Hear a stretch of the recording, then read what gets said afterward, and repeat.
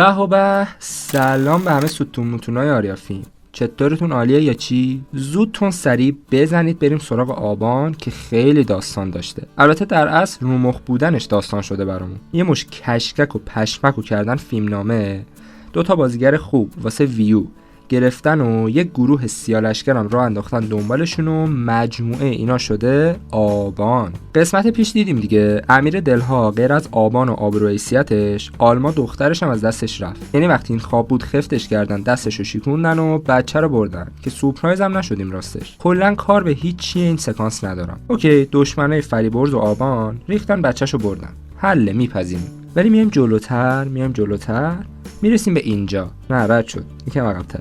اینجا سروش اومد یه تیکه موی آلما و یه نامه با این محتوا که بری کلانتری بچه تو خواب ببینید داد دست امیر. کار به سروش هم ندارم که همینجوری با چهره نمایان اومد و رفت. ولی امیر اینجا دقیقاً چرا هیچی به سروش نمیگه؟ چرا دنبالش نمیره؟ چرا حداقل پلاک موتور رو بر نمیداره؟ مگه نمیگه این بچه کل زندگیته؟ خب غیر آلما گفتن و آبگوره گرفتن و عین میخ وایسادن و بر نگاه کردن، یه تلاشی هم برای کل زندگیت بکن دیگه. زندگی وازم گرفتی، با گرفتن بچه‌م کل زندگی وازم نگیش. الان بچه من پشت قربونیه. این یکی چه جوی گرفته، همچین دماغ سربالا تیپ زده میاد شرکت، انگار کیه مثلا.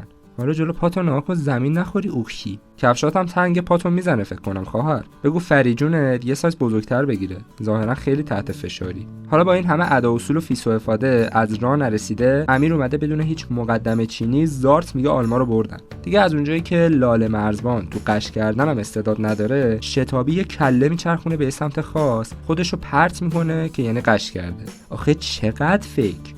تو رو خدا نکنین. اگه قصدتون خندیدن ماست، خب این بودجه رو بدین عطاران و مدیری برامون کمدی بسازن. ولی شما نرین یه سریال بسازین بگین ژانرش اجتماعیه، بعد چپ و راست با کارهای عجیب غریب خنده همگانی رقم بزنین. الان چرا غیر گردن دادی از اونور افتادی؟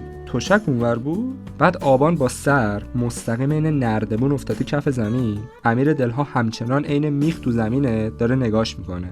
برای یه بارم شده تو زندگیت خفه خون بگیر ببین من چه میگم. نمیتونی جای من باشی.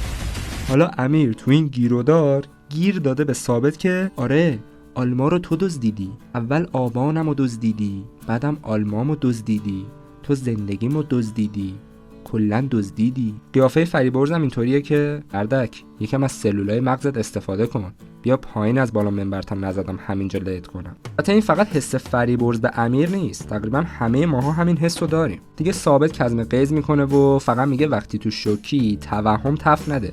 میرم بفهمم کی این کارو کرده، تازه اونم به خاطر مادرش نه تو. امیرم که جوگیرتر از این حرفاست همچنان گیرپاش کرده که وای به حالت بچم فلان شه، آتیشت میزنم. داداش جای آخرین آتیشی که زدی هنوز درد میکنه ها. یه آنتراک بده پماده قبلی که مالیدیم اثر کنه. بعد مردک قارپوز. آبان بیدار شد گفت فریبرز آلما رو پیدا کن. ثابت هم از عمد با احساس گفت چشاتو ببند که یه جای امیر بسوزه. به نظرم دیگه یکم زیاده رویه. حالا میگیم آبان بهش خیانت شده و دیگه احساس امیر براش مهم نیست، ولی ثابت چرا انقدر پر روه؟ دادا مثل که تو آبانو از این بیچاره دزدیدی یا آلزایمر که نداری ایشالله. والا خیلی وقیحی. این آبان هم یه جوری از پشت افتاد که فکر کردیم دیگه پا نمیشه و باید ازش ام‌آرآی بگیرن. آدم عادی خونریزی مغزی میشه سرش بخوره اینطوری زمین، نه؟ ولی خب ایشون که آدم عادی نیستن، نخبه و خاصن. انقدر دوست داره که به خاطر آلما خودش رو تو دردسر بندازه. فریبرز باید مثل خودش تا کرد. توف تو گور خود. امیر این وسط برگشته باز گیر داده چرا بهش گفتی فریبرز؟ مگه تو به زور پیشش نبودی؟ دادا به زورش مال اون موقع بود که تو و آبان با هم خوب بودید. الان که دیگه به زور نی، حرفا میزنی ها. دیالوگا واقعا آبکیان. بازیگری لالم تو حلقمون ضمنن. چقدر بده، هر چی بگیم کم گفتیم. این چه نگاهیه؟ مثلا تو شوکی؟ چرا اینطوری؟ واقعا سوال پیش میاد برام. از اون ور دیگه ثابت مستقیم رفت پیش ریگوی اعظم یعنی بابک جان. میخواست بفهمه این مارمولک در جریان یا نه. که خب یارو علنا خودشم گفت منگل جان اگه بچه‌م دستم باشه نمیام بگم بدمش بهت که. هیچی دیگه. ثابت فقط فهمید بابک ریگوتر از این حرفاست که عروسک گردون کار باشه و فقط چون کینه داره قاطی بازی یه گنده تر از خودش شده. ولی حالا توش مونده که کی جرأت کرده. سروش قالپاقم قالپاق‌تر از همیشه خیلی شیک اومده تو دفتر آبان میگه بچت دست منه، منم بازی، منم آدم. به ثابت بگو دار و ندارشو بزنه به اسمم تا بچتو بدم. اینجا یه سکانس ماچ رو دست با صدا داشتیم که فکر کنم به خاطرش تهیه کننده سریال یا باید یه مایه چیزی پیاده بشه یا هم ممیزی از رگ گردن نزدیکتر است. یه سکانس حسابی ممیزی خوره دیگه هم داشتیم، جایی که آبان به ثابت اصرار داشت حالا که بهم گفتی دوستم داری باید اثباتش هم بکنی همین الان. بعد یهو خیلی خطرناک شروع کرد به نزدیک و نزدیکتر شدن، جوری که واقعا جلو خانواده معذب شدیم، جوری که احتمالاً به این فکر کردین دیگه سریال ایرانی هم نمیشه جلو خانواده دید، جوری که در این اندیشه بودین که چرا هر وقت ما اومدیم با بابامون یه چیزی ببینیم یه چی از توش در اومد. بعدم به شکل جسورانه‌ای سرشو گذاشت رو شونه شهاب. ان که قسمت آخر نباشه، نه به خاطر اینکه سریال قشنگه، بخوام رک باشم چون ویوش خوبه. دیگه تو زندگیم انقدر صادق نبودم با کسی. بریم حال کنیم. اشتباه کردی با این دختره قاطی شدی. هر چی داری و ازت میگیرم. تو مسئول منو از این بازی بکش بیرون. لاله این سکانس رو چجوری انقدر بد بازی کردی؟ بابا لامصب چرا بازیگر شدی آخه؟ دوستان عزیز، آیا میدانستید که گاهی فقط علاقه مهم نیست، پتانسیل و استعداد نیز مهم است؟ اخیر دیگه بعد اینم ثابت افتاده به تهدید و التماس اینو.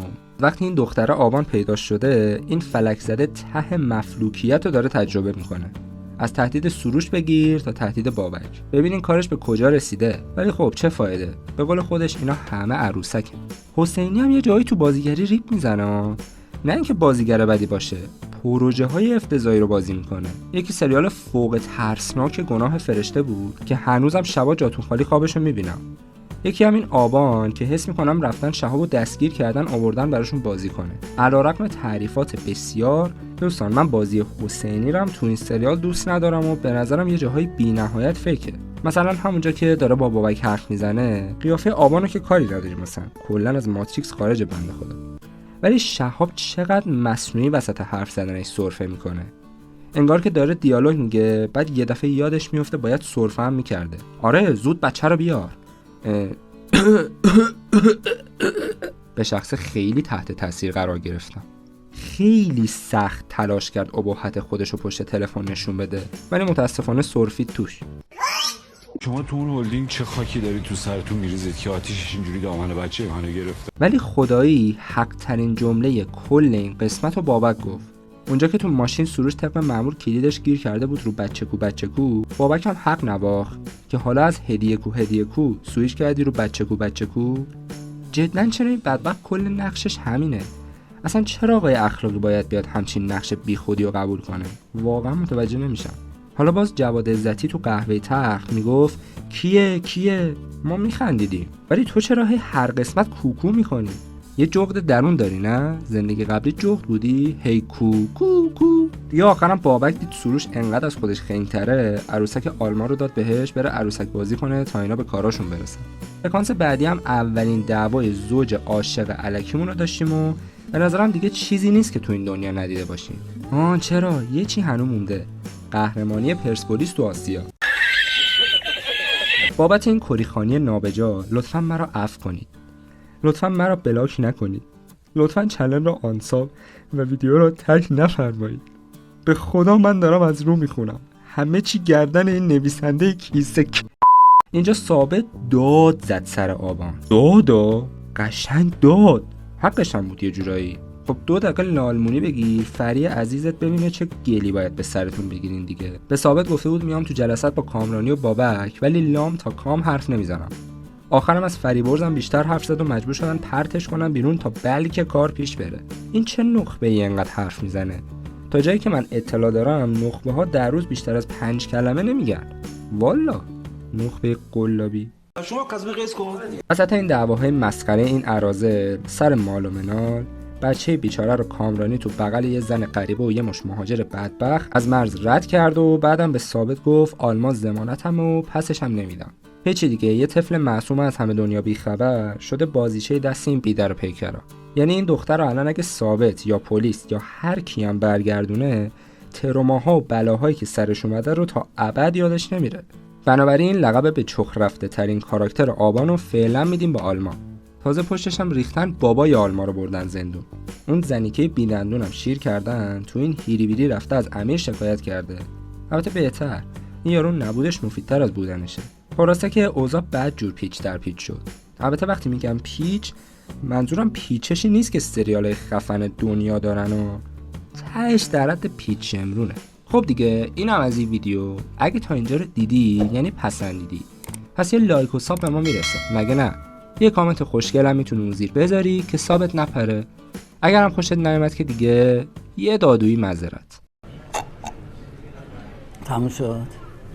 خیلی تاثیر گذار.